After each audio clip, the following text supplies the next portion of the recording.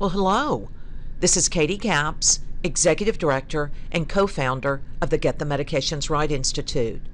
And I'm here with an update on our activities during the past month, as well as some upcoming events in August. But first, I have some exciting news to share with you.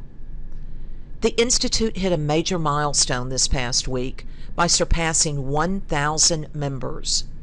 These members are comprised of stakeholders from all across the healthcare industry and come from over 680 different companies.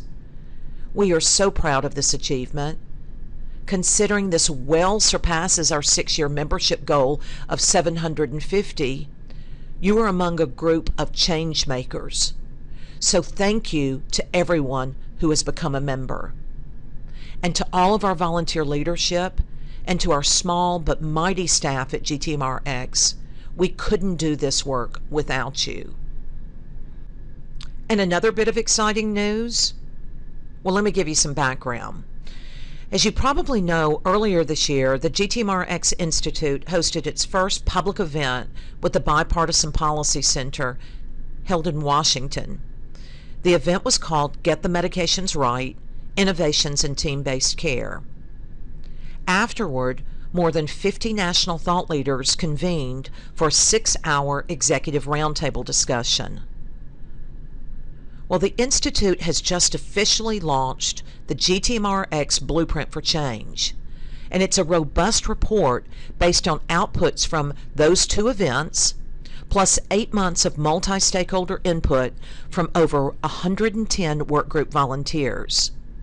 The blueprint creates a roadmap for the Institute's work as we move forward over the next 24 months to engage physicians, nurses, consumer groups, clinical pharmacists, and other team members who share a complete commitment to medication optimization.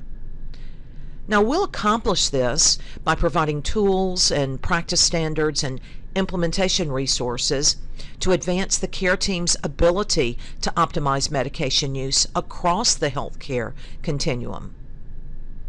The report we released last week includes recommendations to engage everyone involved in patient care, from physicians to clinical pharmacists, health plan sponsors, providers, consumer groups, and policymakers.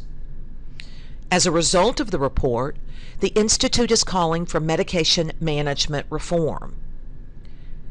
GTMRX's 4 pillars for medication management reform include revamping how we practice, how we pay, and how we use diagnostics, as well as how we integrate technology. Many well-known health industry leaders contributed to the production of the blueprint. Susan Denzer, Senior Policy Fellow at Duke Margolis Center for Health Policy, wrote on the importance and need for comprehensive medication management services in the midst of the current pandemic. Liz Fowler, Executive Vice President of Programs for the Commonwealth Fund, provided the foreword in the report, outlining the potential CMM offers to address many issues policymakers have been grappling with for decades. The healthcare industry is fighting multiple healthcare crises right now. Well, between COVID-19 and the ongoing opioid epidemic, appropriate use of medications has never been more important. Now is the time to overhaul the process with a person-centered, team-based approach. We need you as change makers to echo that need. Now, as part of our release of the Blueprint for Change, we created a resource center to give you tools to echo the need for that change. The Resource Center houses a variety of communication elements for you to use and share freely. It'll help you showcase and promote the blueprint, as well as support your own organization's communications objectives. At the link on the screen, you can find a research-based evidence document. It's written by some of our workgroup members. Case examples of CMM success stories in practice, frequently asked questions related to the material in the blueprint, infographics, and graphics found in the blueprint for your own use, as well as materials to share on social media. So please share these assets and help us by bringing more people to the table to bring about medication management reform. Now, in addition to our other ongoing events, we also continue to release monthly episodes of our podcast, Voices of Change. It's syndicated on Healthcare Now Radio. This past month, I had the opportunity to sit down and speak with Amy Gutierrez, PharmD Senior Vice President and Chief Pharmacy Officer at Kaiser Permanente. During the coronavirus pandemic, Kaiser's pharmacists saw a dramatic increase in need for services. How did they meet rising demand? What can other healthcare organizations learn from Kaiser? You'll find out the answers to those questions in this episode of Voices of Change. Amy talks about the lessons learned and lessons still being learned from the pandemic. Now, past topics include a range of areas of interest and aspects of team-based care, so I encourage you to go to the Healthcare Now channel or wherever you receive your podcast. There's information about optimizing medication use and the role of primary care to get the medications right, with special guests such as Anand Parekh, who's the Chief Medical Advisor at the Bipartisan Policy Center, Dr. Paul Grundy, who's the President of the Institute, Ursula Knowlton from Tabula Rasa Healthcare, and Amanda Brummel, who gave a case example of comprehensive medication management and practice at Fairview. Be sure to listen to Healthcare Now Radio or wherever you typically listen to podcasts, and look for upcoming speakers and guests on the podcast. Now, speaking of Kaiser, Kaiser Permanente is the newest organization to join the Institute as an executive member. Executive members support the Institute through leadership and participation in work group task forces and learning networks. They support the work produced here at the Institute with their time and financial contributions to overcome barriers to achieving medication optimization through comprehensive medication management and practice. So thank you to Kaiser and all of our other executive members who play a huge part in keeping the Institute works going. They make our work a priority. We also want to welcome the Teachers Retirement System of Kentucky. They've come on board as our new strategic partner. You may recall that they have a unique pharmacogenomics plus CMM service line for the Teachers Retirement System's retirees. We featured them in a webinar last year with an accompanying issue brief. All of this information can be found on our website. Having dedicated members is crucial to our success. Your financial support of the Institute allows us to continue our outreach efforts. If you would like to further commit to the Institute as a strategic partner or executive member, please contact us. Now, I mentioned to you before that in January we convened a group of large national employer business coalitions. These groups are working on the front line of value-based purchasing across the United States. Byproducts of our work to educate and inform the employer side of healthcare has been delayed a bit due to COVID-19, but it's now back on track. We intend to release the Employer Toolkit in 2020, and it will be informed by organizations, including 8 leading healthcare coalitions, offering guidance for use in educating employers about waste in the system and current losses attributed to non-optimized medication use. As I mentioned before, earlier this year we spent a day and a half with those groups discussing with them how they can act together to be a driving force in the change from a trial and error system of medication use to one that's team-based, precise, cost-efficient, and most importantly, person-centered. Now, we've just started an Employer Toolkit Task Force discovery process. These organizations, over the next 12 weeks, are meeting with the GTMRX leadership and other work group leaders to explore solutions that resonate with employers as they move to adopt comprehensive medication management. Our work is supported by distinguished fellows of the Institute as well as work group leadership.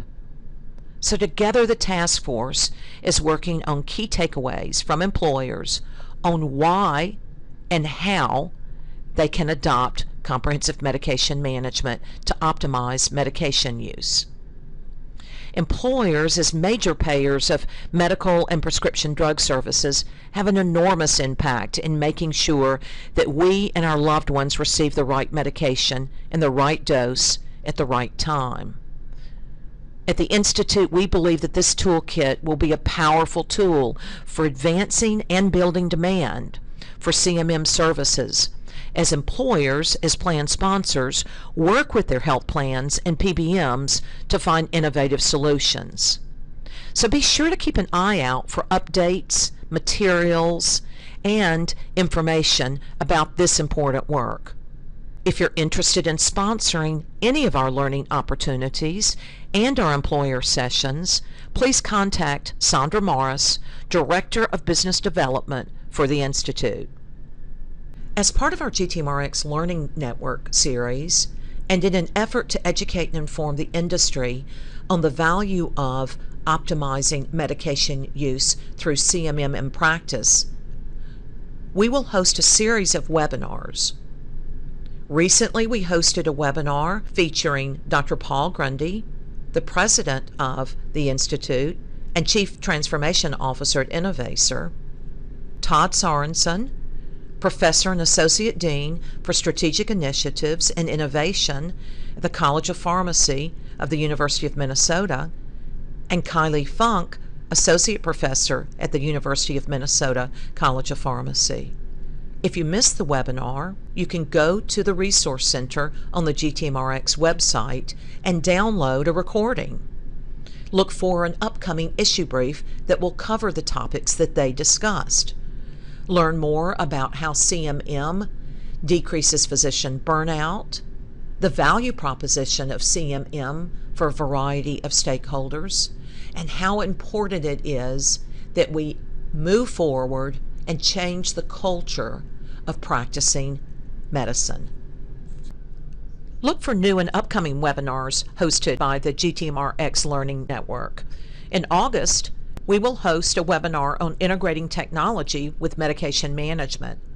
Molly Ekstrand, a distinguished fellow of the Institute and consultant with North Star Medication Optimization, along with Jane Gilbert, Director of Retiree Healthcare at the Teachers Retirement System of the State of Kentucky and new GTMRX strategic partner, will offer an overview of how a healthcare IT infrastructure efficiently enables the clinician to monitor and evaluate individuals to determine if clinical goals of therapy have been met, helping them track medication use and support the medication experts in assessment of safety, efficacy, and optimizing medication use. During this webinar, you'll learn what's needed within organizations to leverage health IT to enable comprehensive medication management. They'll discuss use of risk stratification tools and how they support medication optimization and the CMM process. They'll also discuss how data and information inform CMM programs for patients and their care team for effective and accurate clinical decision making. Be sure to register on our website to reserve your spot. You know, the work of the Institute is carried out by volunteers, volunteer leadership, volunteers in work groups, and a number of work groups, task forces, and subgroups. We are so thankful for the leaders and the participants of all of these groups who are meeting every other week to carry out our mission. Let me tell you a little bit about what each one of these groups is working on now. The Precision Medicine Enablement via Advanced Diagnostics Work Group is creating an evidence document and a white paper to advance uptake, utilization, and enhance education of prescribers and consumers around pharmacogenomic testing. The Health IT to Support Optimized Medication Use Work Group is creating use cases to create guidance for use of health information technology at the practice level. 4 of the areas that they're focused on right now for use cases are data to support clinical decision support, data that supports risk stratification and patient identification, data that supports patient engagement and care coordination, data promoting outcomes, and those outcomes are economic, clinical, humanistic. Those 4 areas will form a blueprint to start and advance CMM programs for health providers of all sizes. Now, the Payment and Policy Solutions Work Group has divided into 2 new subgroups. The Payment Methodology Subgroup, which focuses on establishing a value framework for CMM targeted to public and private insurers and to policymakers. The second group is the Telehealth Delivery of CMM subgroup, and that will focus on establishing a framework for telehealth delivery of CMM and collating resources for the implementation and expansion of CMM via telehealth. The Pharmacogenomics Payment and Policy Task Force has had a variety of speakers during their discovery phase who have addressed topics such as key barriers and risk, regulatory reviews, policy elements, and solutions to standardize pharmacogenomics payment and policy. Speakers include thought leaders from the Pharmacogenomics Center of Pharmacology at the University of Florida, Mayo Clinic, Children's of Minnesota, and the Teachers Retirement System of Kentucky. And finally, the Practice and Care Delivery Transformation Work Group has 2 subgroups as well: the Best Practices and Innovative Solutions subgroup and the Evidence-Based Resources subgroup. Many inputs and deliverables are being worked on from this group, such as an evidence document, which was published as part of our release of the Blueprint for Change, which showcases CMM evidence that supports claims of better care, reduced cost, improved access to care, improved provider work life, and improved patient satisfaction. So look for more information and outputs from these important work groups of the Institute. So with that, I want to thank you for listening to this update. Our sincerest gratitude goes out to all of our members, especially those who are on the front lines demonstrating bravery and commitment in the face of this challenging time. If you have any questions or would like to get involved with our work, please get in contact with us. We would love to have more hands on deck, offering their unique perspectives to support our work. Until next time, be well.